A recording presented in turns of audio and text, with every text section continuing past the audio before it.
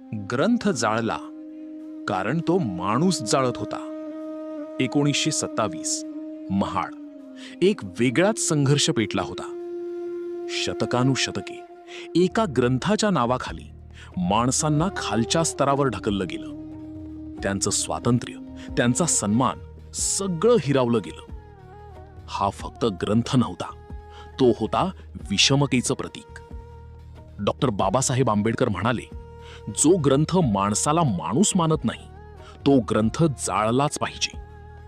त्या ज्वाळांमध्ये जळत होतं अस्पृश्यतेचं समर्थन, जातीव्यवस्थेचं समर्थन आणि जन्म घेत होती समतेची नवी पहाट.